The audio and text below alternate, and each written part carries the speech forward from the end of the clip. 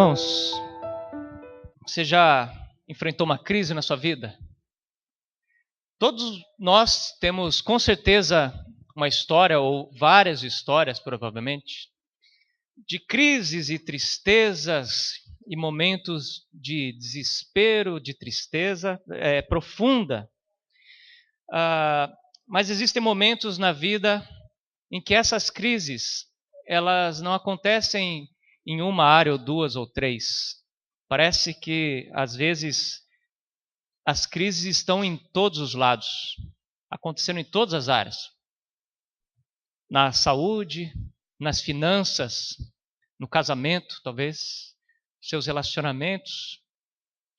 Parece que tem momentos em nossas vidas que em todas as áreas de nossa vida nós estamos sendo atacados. E quando isso acontece, o que nós temos que fazer? O que você e eu devemos fazer quando estivermos sendo atacados de todos os lados? Provações e mais provações. Gostaria de aprender isso junto com os irmãos, com o exemplo de uma irmã nossa. Uma irmã que não é uma irmã cuja história está na Bíblia, né? Mas ela não foi judia, ela foi uma moabita. Você sabe quem é? É Ruth, está escrito ali na frente. Ah, não, ainda não estava. Os irmãos estão podendo mesmo. Ruth, abra sua Bíblia no livro que tem o nome dessa personagem, Ruth. Nós vamos ler bastante hoje. Ruth.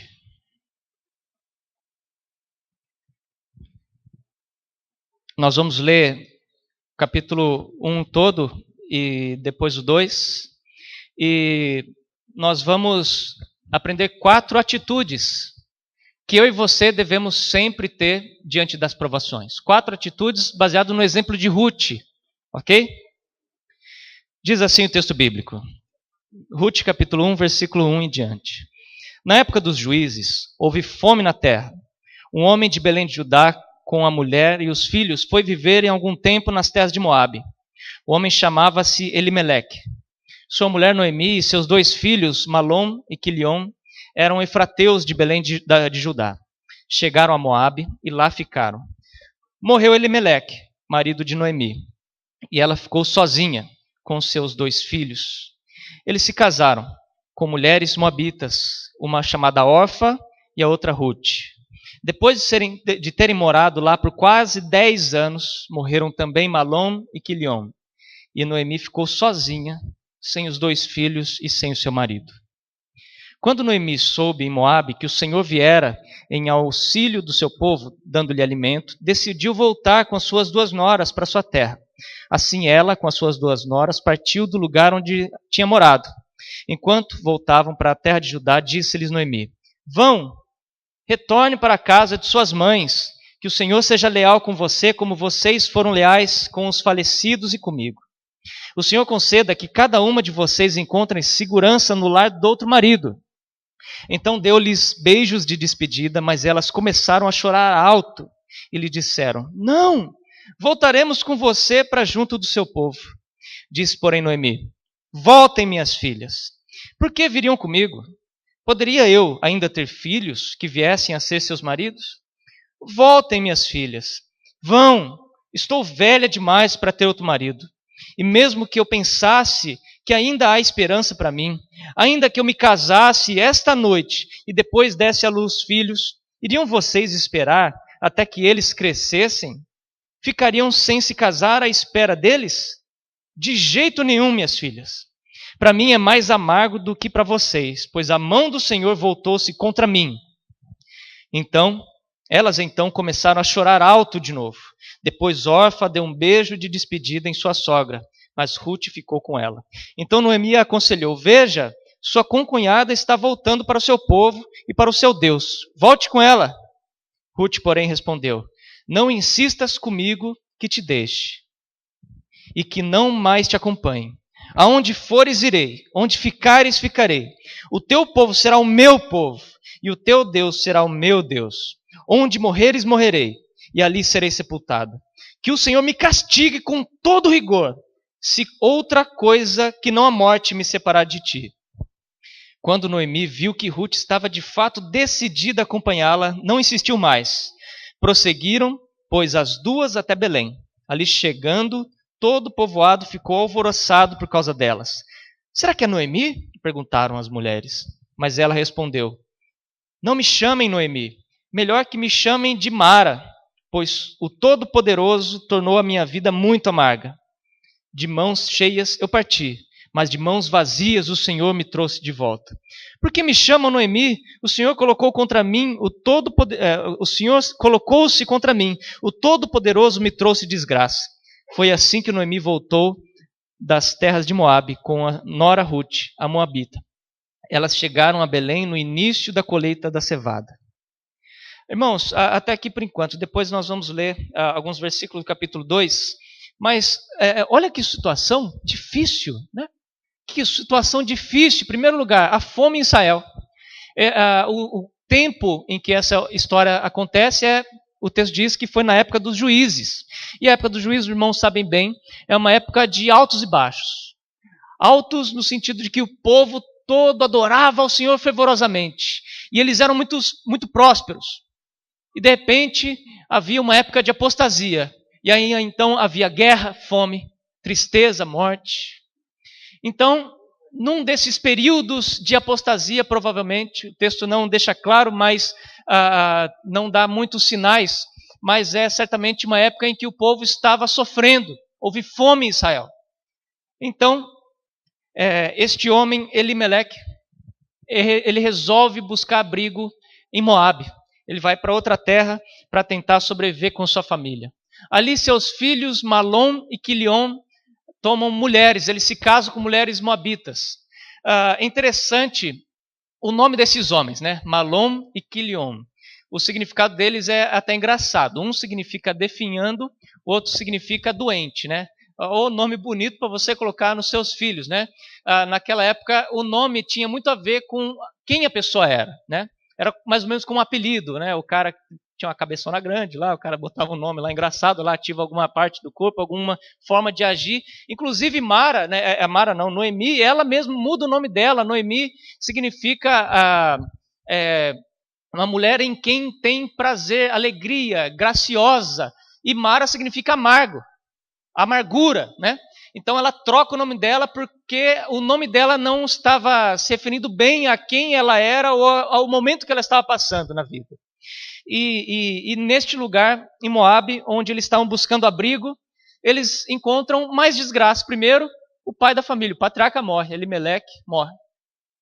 Então Noemi fica sozinha, mas tudo bem, ela tem seus 2 filhos para cuidar dela. Aí, passa um tempo, os 2 filhos morrem também. Fica 3 mulheres, Noemi, Orfa e Ruth. Uma hebreia e 2 moabitas. As mulheres não tinham capacidade, não tinham espaço para trabalhar naquela época, não tinham capacidade de se manter sozinhas. Elas dependiam da ajuda de outras pessoas. E estando lá em Moabe, elas escutam que o Senhor está ajudando o povo de Israel. O povo de Israel começa a ter um tempo de colheitas, um tempo de muita comida. Então eles resolvem voltar para Israel. E aí, chegando em Israel, perto da época da colheita da cevada, eles estão indo no caminho, e aí Noemi, ela começa a mudar de ideia no meio do caminho, ela não está pensando direito, elas estão indo, ela chega para as 2 e fala assim: voltem para suas casas, voltem para os seus deuses, porque eu sou muito velha e eu não vou conseguir gerar outros filhos para vocês se casarem, vão ficar nós 3 viúvas lá, vão ficar viúva cada uma em seu canto, né? Pelo menos vocês podem se casar de novo. Deixa eu sofrer sozinha, eu vou ser um peso para vocês. Aí a Orfa, ela dá um beijo na sua sogra, vai embora, enquanto Ruth, ela não sai de lá de jeito nenhum, né? Ela não sai de lá de jeito nenhum. E ela continua ao lado de sua sogra e volta para Israel.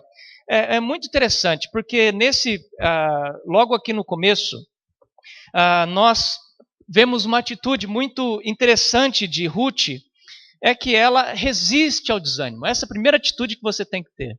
Você tem que resistir ao desânimo. Resista ao desânimo. As coisas vão estar contra você, mas você tem sempre uma escolha a fazer. O desânimo, a tristeza, a depressão, ela na grande maioria dos casos, a grande maioria estourando mesmo assim, ela pode ser superada se você definitivamente decidir não desanimar. Irmãos, a palavra do Senhor nos diz que Deus não nos dá provação acima de nossas forças, mas Ele manda junto com a provação a nossa saída. Então, você sempre tem uma escolha. Sempre tem uma saída ali.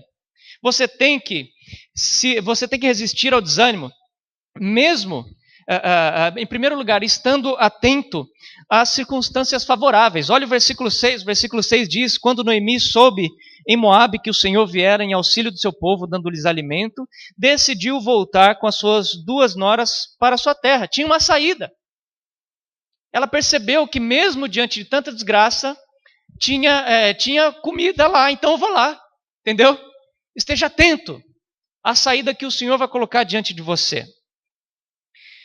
Você tem que resistir ao desânimo, mesmo quando você vê maus exemplos nos santos de Deus. Ruth, ela resistiu ao desânimo, ela vai junto com a sua sogra, e a sua sogra, uma hebreia, uma mulher que conhecia a palavra de Deus, e ela olha para Ruth e começa a dizer assim: volte para sua casa, volte para os seus deuses. Que coisa! Noemi, na verdade, deveria ser o grande exemplo de Ruth, e não o contrário. Noemi deveria ser aquela que é o farol no meio da tempestade. As ondas estão altas, você não consegue ver direito, mas ali na frente tem uma luz que indica o caminho. Ela é pequena, mas você olhando para ela, você sabe a direção que você deve seguir. Essa deveria ser Noemi. Mas mesmo que uma mulher que havia sido criada nos caminhos do Senhor estivesse dando mau exemplo para ela resiste ao desânimo. Vocês sabem o final dessa história. Ela se casa com Boaz e ela se torna a avó de Davi. Olha que interessante. O final dessa história é lindo, mas para que tudo isso acontecesse, ela precisaria resistir ao desânimo, mesmo quando ela tinha maus exemplos da própria sogra dela, que era uma sogra que havia sido criada nos caminhos, porque a sogra dela estava cega na tristeza. Sabe quando você está tão triste, que as lágrimas dos seus olhos embaçam o seu olhar, assim, você não consegue enxergar as coisas direito? Isso literalmente e isso também figuradamente. A tristeza embaça o nosso olhar. E você não consegue enxergar a saída. Você não consegue enxergar direito. Você está confuso. Você está caminhando de volta para Jerusalém, mas aí no meio do caminho você fica pensando: não sei mais o que eu faço. Faz o seguinte, volta para sua casa, faz isso, faz aquilo. Eu não sei se eu tenho que ir, se eu tenho que voltar, não sei se você vai ser bom mesmo fazer isso que a gente está fazendo. E você começa a tomar decisões indevidas. Irmãos, quando você chegar a esse ponto, resista à tentação de você desanimar, de você chegar até o desespero. Resista ao desânimo, mesmo quando todos desistem. Mesmo quando todas as pessoas que estão em seu redor não querem. Versículo 14 diz: elas então começaram a chorar alto de novo. Depois Orfa deu um beijo de despedida em sua sogra, mas Ruth ficou com ela. Orfa desistiu.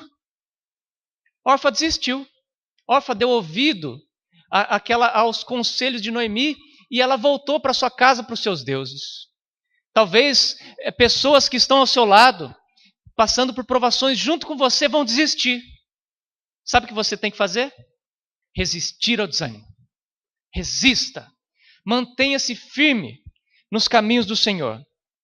Mantenha-se firme resistindo ao desânimo, mesmo quando outras pessoas te desincentivam. Não sei nem se existe essa palavra, né? Mesmo quando as pessoas te desincentivarem, resiste ao desânimo. Mesmo que pessoas que você ama muito, como a sua sogra, por exemplo, que é o texto aqui, chegar para você e ficar falando: volta para casa, não faz isso não, desiste. Mesmo que a sua esposa, citando a história de Jó, chega para você e fala assim, amaldiçoa o dia em que você nasceu, amaldiçoa o seu Deus e morra. Mesmo que você escute as piores coisas das melhores pessoas, das pessoas que você mais ama, resista ao desânimo. Deus está com você. Resista ao desânimo, mesmo que pareça que Deus está contra você. O versículo 20 é uma coisa fantástica. O texto diz aqui, quando Noemi dizendo, mas ela respondeu, não me chamem Noemi, melhor me chamarem de Mara, pois o Todo-Poderoso tornou a minha vida muito amarga. Noemi, ela disse que foi Deus que fez tudo aquilo com ela. Provavelmente, Ruth talvez tenha pensado nisso também, o texto não fala, nós não sabemos. Mas às vezes parece mesmo que Deus está lutando contra nós e nos permitindo passar por coisas que nós nunca imaginávamos.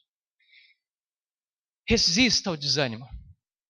Se você é filho ou filha de Deus, junto com esta provação, Deus está enviando a saída. Então resista ao desânimo. A segunda atitude que você e eu devemos tomar diante de crises e crises é unir-se a outros. Unir-se a outros. Noemi, ela tentou se desfazer de suas noras, não porque não amava elas. Talvez ela estava pensando até no bem delas, né? Não, elas conseguem se virar sozinhas. Para elas vai ser melhor viver longe de mim, casar de novo, ter outra família. Mas era melhor estarem juntas. Quando você está junto com outras pessoas, é mais fácil vencer as provas. Uma brasa fora da fogueira, ela se esfria. Mas quando elas estão juntas, uma aquece a outra. Quando você está junto com outras pessoas, é mais fácil você ser mantido na presença do Senhor. Porque quando você desanima, outras pessoas vão te animar. Eu vou ler o texto de Eclesiastes 4, de 9 a 12, diz assim, é o melhor ter companhia do que estar sozinho, porque maior é a recompensa do trabalho de duas pessoas. Se um cair, o amigo pode ajudá-lo a levantar-se, mas pobre do homem que cai e não tem quem o ajude a levantar-se. E se dois dormirem juntos, vão manter-se aquecidos. Como poderão manter-se aquecidos sozinhos? Um homem sozinho pode ser vencido, mas dois conseguem defender-se. Um cordão de 3 dobras não se rompe com facilidade. Eclesiastes, capítulo 4, de 9 a 12. Interessante como, quando nós estamos tristes, nós nos afastamos das pessoas, não é? Quando você está desanimado, a primeira coisa que você faz é parar de conversar. Aí você está na roda, todo mundo está falando e contando piada e brincando, e você está lá, quietinho, lá no seu canto, sem abrir a sua boca. Uma forma de defesa, talvez, não sei o que passa na nossa cabeça. Mas este é o momento que você deve estar unido e não separado. Ruth, ela se recusou a se distanciar de Noemi, porque ela sabia que Noemi era a chance dela de estar com Deus. O povo de Noemi era o povo que conhecia a palavra de Deus, enquanto que os moabitas não conheciam. Então, Ruth se afastar de Noemi era um suicídio, era uma coisa que ia trazer desgraça para ela. Então, ela fazia questão de estar com Noemi. Ela não era só um interesse, está entendendo isso? Não era só interesse financeiro. Ela estava buscando abrigos nos braços do Senhor. Ela estava querendo ir com Ruth e ela disse assim, o teu povo será o meu povo, o teu Deus será o meu Deus. É isso que estava no coração de Ruth quando ela quis manter-se junto com Noemi. Ela queria estar perto de Deus. E para estar perto de Deus, nós precisamos estar perto uns dos outros também. Não tem como você ser corpo sozinho. Olho sozinho não é corpo. Pé sozinho não é corpo. corpo é quando nós estamos todos juntos. E é neste momento que nós, mantendo comunhão uns com os outros, podemos representar o Senhor Jesus Cristo. Nós somos o corpo dele neste mundo. Primeira coisa que você e eu devemos fazer é resistir à tentação. Em segundo lugar, você deve estar unido com as pessoas em momentos de dificuldade. Em terceiro lugar, vou fazer um desafio para vocês agora. Descobrir com qual vai ser a primeira letra da palavra ali. É o T. Ok, os irmãos estão prestando atenção, né? Terceiro lugar, a coisa que você tem que fazer é trabalhar duro. Trabalhar duro. Não adianta nada você ser forte e resistir à tentação. A tentação também, né? Mas você ser forte e resistir ao desânimo. Não adianta nada você estar unido com as pessoas e não fazer nada, né? Você vai passar fome, você vai morrer, né? Tudo isso é muito lindo, a união, bonitinho, todo mundo cantando, música, né? Lá é lindo na foto, é maravilhoso, mas isso não enche barriga, isso não paga conta. Diante das crises, você tem que trabalhar. E diante de uma crise maior, você tem que trabalhar mais, né? Se você quiser vencer a crise, né? Vamos lá, capítulo 2 em diante, vamos ler. Noemi tinha um parente por parte do marido. Era um homem rico e influente. Pertencia ao clã de Elimeleque e chamava-se Boaz. Ruth, a moabita, disse a Noemi: vou recolher espigas no campo daquele que me permitir. Vá, minha filha, respondeu Noemi. Então ela foi e começou a recolher espigas atrás dos ceifeiros. Casualmente, entrou justo na parte da plantação que pertencia a Boaz, que era do clã de Elimeleque. Naquele exato momento, Boaz chegou de Belém e saudou os ceifeiros. O Senhor esteja com vocês. Eles responderam: o Senhor te abençoe. Boaz perguntou ao capataz dos ceifeiros: a quem pertence aquela moça? O capataz respondeu: é uma moabita que voltou de Moabe com Noemi. Ela me pediu que a deixasse recolher e juntar espigas entre os feixes após os ceifeiros. Ela chegou cedo e está de pé até agora. Só sentou um pouquinho no abrigo. Disse então Boaz a Ruth: ouça bem, minha filha. Não vá colher noutra lavoura, nem se afaste daqui. Fique com as minhas servas, preste atenção onde os homens estão ceifando, e vá atrás das moças que vão colher. Darei ordens aos rapazes para que não toquem em você. Quando tiver sede, beba da água dos potes que os rapazes encheram. Ela inclinou-se, prostrada, rosto em terra, e exclamou: por que achei favor aos seus olhos ao ponto de o Senhor se importar comigo, uma estrangeira? Boaz respondeu: contaram-me tudo o que você tem feito por sua sogra, porque depois que você perdeu seu marido, como deixou seu pai, sua mãe, sua terra natal para viver com um povo que você não conhecia bem. O Senhor lhe retribua o que você tem feito, que seja ricamente recompensada pelo Senhor, o Deus de Israel, cujas asas você veio buscar refúgio. Olha que interessante. A primeira coisa que ela fez depois que chegou lá em Israel foi chegar para sua sogra e dizer assim: vou recolher espigas no campo daquele que me permitir. Versículo 2. Vou trabalhar. Tome iniciativa. Tome iniciativa. Épocas de crise você precisa ter iniciativa. Você precisa levantar e agir. Trabalhar. Você precisa resistir à tentação de ficar trancado dentro da sua casa chorando. Está entendendo isso? Não é errado você ser triste, você ter momentos de tristeza na sua vida. Isso não é errado, isso não é pecado. O pecado é você se entregar a isso. Você tem que resistir ao desânimo, você tem que unir-se às pessoas e você tem que trabalhar. Você tem que agir. É muito interessante o que acontece. Quando ela toma iniciativa, ela se levanta e começa a agir. E tem, obviamente, naquela época tinham leis que aparavam mulheres como elas, viúvas. A lei era mais ou menos a seguinte: quando alguém tinha um campo e plantava coisas, os trabalhadores dele, os seus funcionários, iam colhendo as espigas. E durante a colheita, algumas caíam no chão. Essas que caíam no chão, eles não podiam voltar e recolher. Se caiu no chão, ela pertence às viúvas, os pobres, os órfãos, às pessoas que passam necessidade.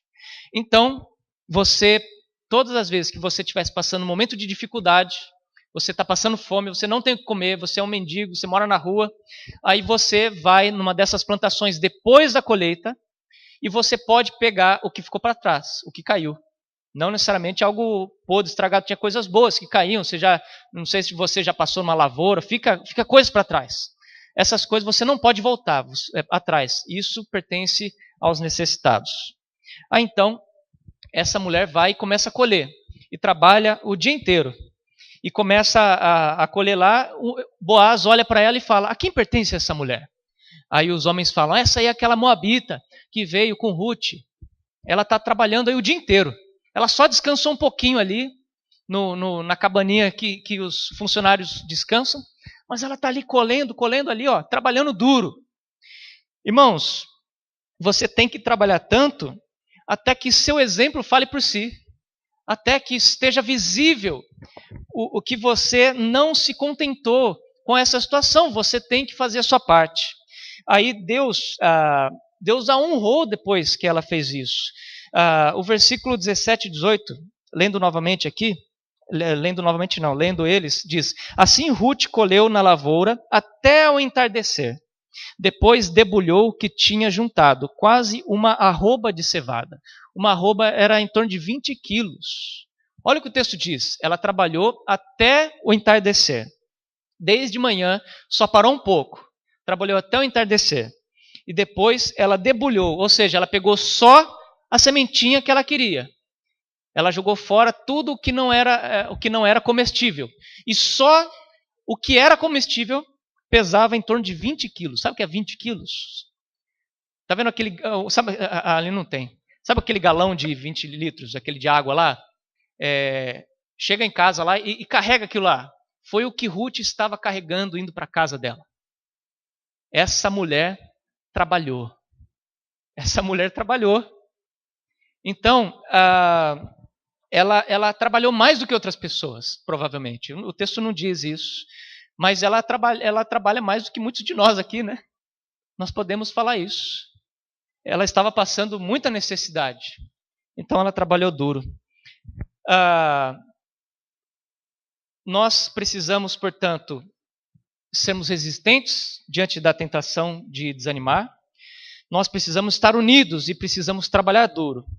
E depois, nós temos outra coisa para fazer. A última coisa, que vai começar com E, de Ruth, né? Que ela é a coisa mais importante de todas. Não adianta você ser resistente, você estar unido, você trabalhar, se o Senhor não estiver com você.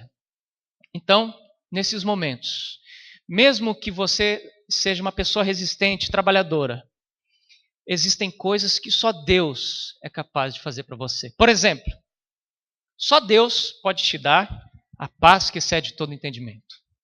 Só Deus pode curar as suas mágoas. É só Deus que pode, de fato, perdoar os seus pecados. É só Deus que pode te dar forças para continuar caminhando mesmo quando já não há mais forças. Então, além de resistir ao desânimo, além de unir-se a outras pessoas, além de trabalhar duro, você precisa esconder-se no Senhor. Você precisa buscar abrigo nele. Você precisa chegar para ele e dizer, Deus, eu não consigo mais. Deus, eu quero, Deus, mas eu não tenho forças. Deus, olha o que está acontecendo comigo. Eu estou enfrentando crises em todas as áreas da minha vida.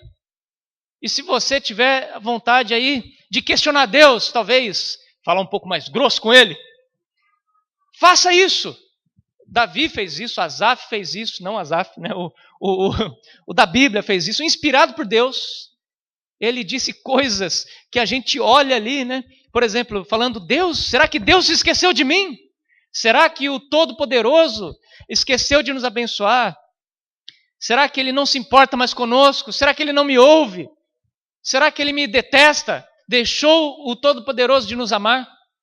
Esqueceu-se de suas promessas? Esses são os salmos. E mais salmos e mais salmos. Irmãos, Diga essas palavras para o Senhor se você precisar.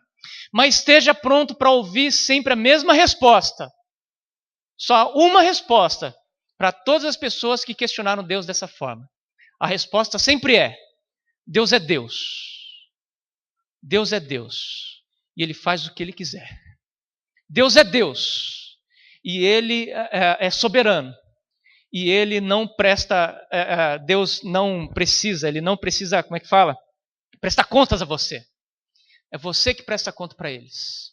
Mas na sua soberania, sendo quem Ele é, Ele, o Todo-Poderoso, Criador dos céus e da terra, naquele qual tudo subsiste, Ele olha para você, você e eu, bebezinhos, frágeis, seres humanos criados, incapazes de compreender as coisas. E Ele nos dá a permissão de entrarmos na presença dEle, batermos os nossos pés e chorarmos. E Ele olha para nós e nos consola, porque Ele é o Deus de toda consolação. Ele nos abraça, porque Ele se compadece de nós. Ele nos ama. Ele entregou o próprio Filho em nosso favor. Alguém que entregou o próprio Filho para morrer no seu lugar é alguém que merece a tua confiança. É alguém que merece o teu... merece que você se dê o luxo de dizer para Ele e falar assim: Deus, olha, eu não estou entendendo isso aqui não, mas eu confio no Senhor. Eu confio na tua bondade. Irmãos, esconda-se no Senhor e não se afaste dEle. Não se afaste dEle. Diante de todas as coisas que podem acontecer quando tiverem coisas contra você, Ruth não quis se afastar do Senhor. Ela disse: o teu povo é meu povo, teu Deus será meu Deus. Não se afaste dEle. Não permita que as provações te afastem do Senhor. Seja como Ruth e use estas oportunidades para se aproximar dEle. É muito interessante isso. Às vezes, provação para um faz com que essa pessoa se aproxime de Deus. Ela passa a orar mais, passa a ler mais a Bíblia. Para outros, a mesma provação às vezes faz com que se afaste de Deus. A pessoa desanima, não tem mais coragem de orar, para de ir na igreja, faz birra com Deus. Irmãos, esconda-se em Deus, aproximando-se de quem te aproxima dele. Escolha as pessoas com quem você vai se unir. Pessoas que têm capacidade de te aproximar dele. Pessoas que são crentes maduros. Pessoas experimentadas na palavra. Pessoas que já passaram por aquilo que você está passando. Se aproxime dessas pessoas. Esconda-se em Deus, buscando refúgio nele. Versículo 12 do capítulo 2 diz: o Senhor lhe retribua o que você tem feito, que seja ricamente recompensada pelo Senhor, o Deus de Israel, cujas asas você veio buscar refúgio. Aqui o autor está usando uma figura de linguagem, que é a figura de uma ave, uma galinha, por exemplo. Quando os pintinhos estão diante de um problema, um risco, alguma coisa está acontecendo, ela traz todos os seus filhinhos e deixa embaixo das asas. Então, essa galinha se torna o alvo dos problemas. Enquanto os pintinhos estão ali, quentinhos, escondidinhos, né? Perto da sua mãe, perto da sua proteção. Irmãos, você está passando por uma crise? Corra para debaixo das asas do seu Senhor. É Ele quem pode cuidar de você. Você tem que fazer sua parte. Faça aquilo que o Senhor espera que você faça, crendo que aquilo que você não pode fazer, Ele vai fazer. Por exemplo, você não pode controlar suas emoções. Você não é capaz de falar assim: a partir de hoje, você é a pessoa mais feliz do mundo. E pronto, você é a pessoa mais feliz do mundo. Não existe isso. Mas Deus pode fazer isso. Você não controla, muitas vezes, os seus sentimentos para outras pessoas. Mas Deus controla. Você não controla, muitas vezes, o seu sono. Mas Deus controla. Você não controla, tantas coisas da sua vida. Confie que Deus tem o melhor para você. Então, quando você passar por provações, lembre-se de Ruth, porque ela resistiu ao desânimo. Ela uniu-se a outras pessoas. Ela trabalhou duro e escondeu-se no Senhor. Às vezes temos crises tão sérias que abrangem a nossa vida quase por completo. Quando isso acontecer, lembre dela.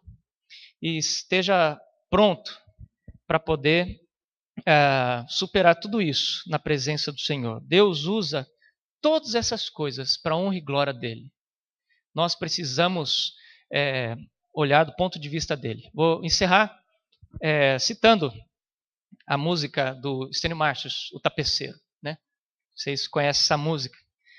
O tapete, se você olha ele de ponta cabeça, você vai ver coisas manchadas, cinzas, marrons, feias, sujas. E às vezes nossa vida está desse jeito. Mas do ponto de vista do tapeceiro, o artista, aquele que está tecendo, aquele que planejou tudo aquilo lá, você vai ver que aquelas cores têm um sentido. Até as mais escuras. Você vai perceber que tudo no final se encaixa. Tudo vai fazer com que o nome do tapeceiro seja louvado. As pessoas vão olhar depois para aquela obra de arte, que é o tapete, e vão falar assim: esse tapeceiro sabe das coisas. Esse cara é bom, ele é hábil, ele é o cara.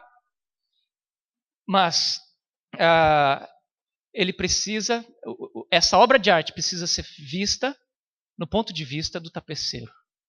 Então, esteja com ele quando você olhar para as circunstâncias da sua vida e aprenda a apreciar a grande obra de arte que o Senhor tem feito em você. Amém? Deus seja louvado.